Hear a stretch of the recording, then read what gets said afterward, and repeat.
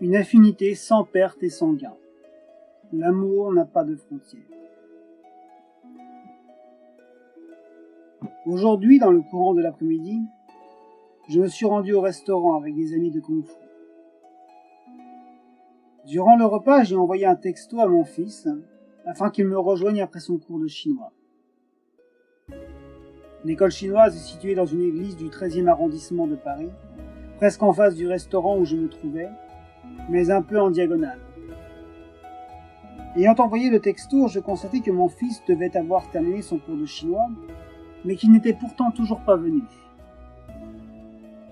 Je me résolus donc à aller le chercher moi-même à l'école. Lorsque j'y arrivai, je notai que la classe, finalement, n'était pas encore terminée. J'attendis quelques minutes, quand soudain une femme âgée de couleur noire s'approcha de moi et me confia qu'elle avait très froid. Il est vrai que le temps est glacial en ce moment à Paris. Elle me fit savoir qu'elle aimerait bien avoir un manteau et qu'elle souhaiterait trouver le prêtre de l'église. J'étais au courant qu'à l'approche de Noël, il arrive fréquemment que des gens lui donnent des vêtements et que l'église ensuite les distribue aux personnes qui en ont besoin. J'amenai donc cette femme auprès du prêtre. Je l'accompagnai jusqu'à son bureau, puis je sortis chercher mon fils. La vieille femme ressortit très vite de l'endroit où je l'avais conduite et me rapporta que le prêtre n'avait pas de manteau pour elle. Je voyais bien que cette femme grelottait de froid. Je retirai donc mes papiers de mon manteau pour les mettre dans mon pantalon, et je demandai à la femme de prendre mon manteau et de s'en vêtir. Elle fondit en larmes. La chose était pour elle inconcevable, mais je voyais que son visage était réjoui. Je lui avouai avoir acheté ce manteau pour faire du ski et qu'il protégeait fort bien du froid. J'ajoutai ensuite que si elle l'acceptait, il était à elle. Je l'aidai à mettre le manteau, puis elle me serra dans ses bras en pleurant et en me remerciant. Je répondis à son étreinte et lui souhaitai de bonnes fêtes de fin d'année. Pendant ce temps, je me disais en moi-même, « Mamie, il est inutile de me remercier car le vrai moi ne donne ni ne perd rien, et il est toujours semblable à lui-même. En outre, par ce manteau que je vous donne, j'établis avec vous un lien karmique puissant. Et lorsque le véritable enseignement du Bouddha arrivera en France, je souhaite que vous soyez présente pour l'apprendre. » Lorsque je vis la joie de cette femme, je prononçai ensuite le nom du Bouddha, Amitabha.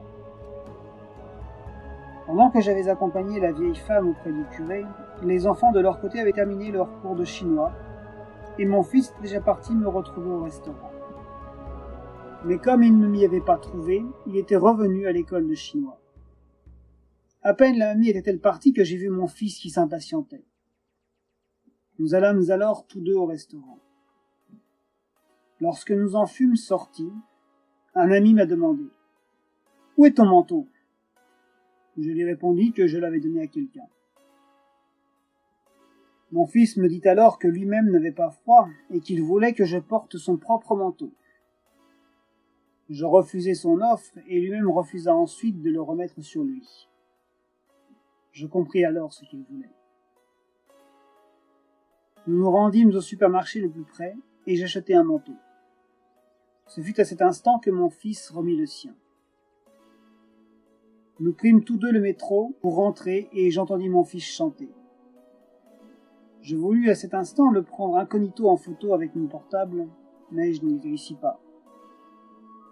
Nous voudrions tous que le monde nous prête attention, mais il est plus important que nous prêtions attention aux autres, car alors nous sommes en mesure de semer davantage de bonnes graines karmiques. La pratique ne consiste pas seulement à exercer la sagesse, il faut aussi pratiquer la vertu, maintenir en soi la compassion, et si nous pouvons aider les autres, nous n'avons pas à hésiter. Car c'est dans ces moments-là que nous établissons avec les autres d'heureuses relations et que nous nous exerçons à la vraie pratique, qui est à la fois vertu et sagesse. J'aimerais que dans notre pratique, nous puissions nous soutenir et nous encourager mutuellement. Amitofo.